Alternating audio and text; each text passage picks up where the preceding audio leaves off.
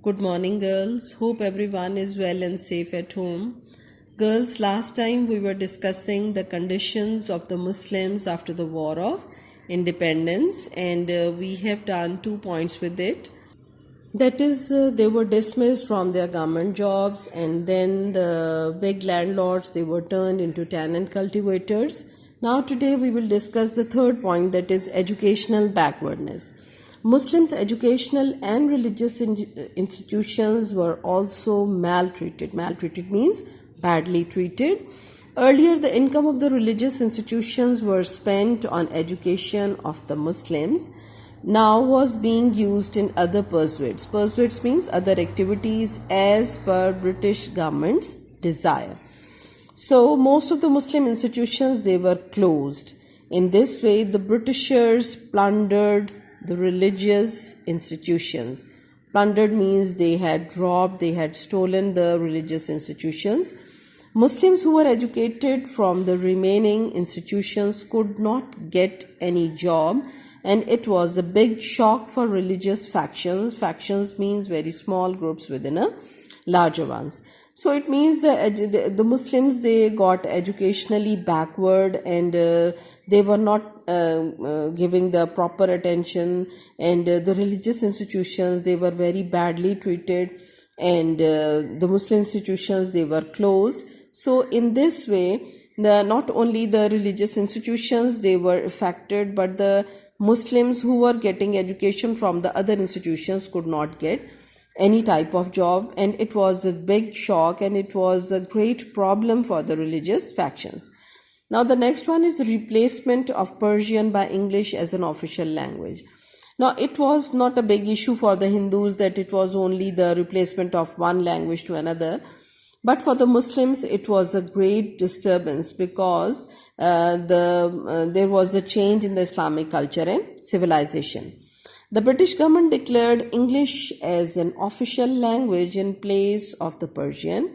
It did not make any difference for the Hindus, but it was only the replacement of one language by other for them. But Muslims were shocked. They were shocked in which sense?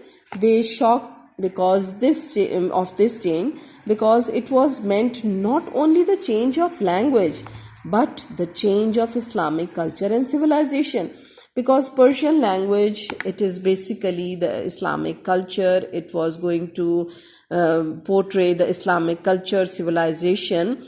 For Hindus, it didn't matter a lot because it was only a replacement or change of a language. But for the Muslim, it meant because it was going to affect the Islamic culture and civilization.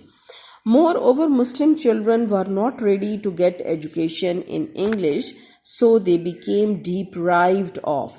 Deprived of means prevent from having the modern education.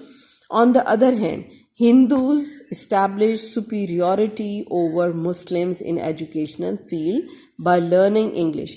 So at that very time, what was the need of the hour at that very time? It was to acquire modern education, to learn English language.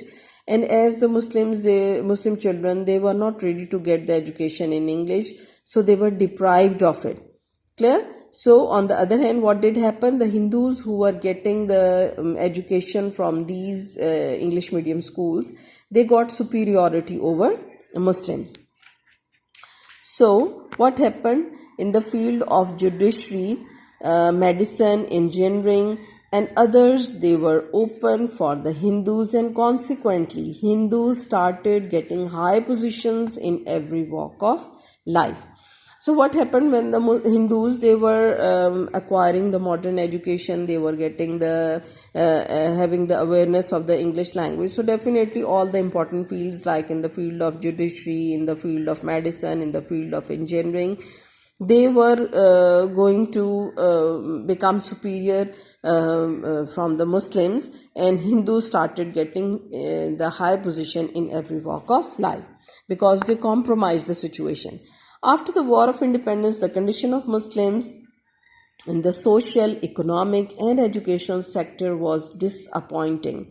Disappointing means displeased. So in this situation, Sir Syed Ahmad Khan came forward to rescue Muslim and tried to create consciousness among the Muslim. So at that very particular time when Sir Syed Ahmad Khan appeared on the scene, he appeared as a reformer.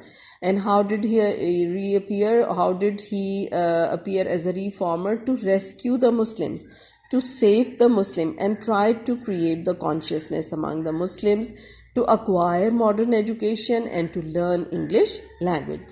Sir Syed Ahmad Khan said, "It is reality that Muslims were not rulers, but they were being ruled."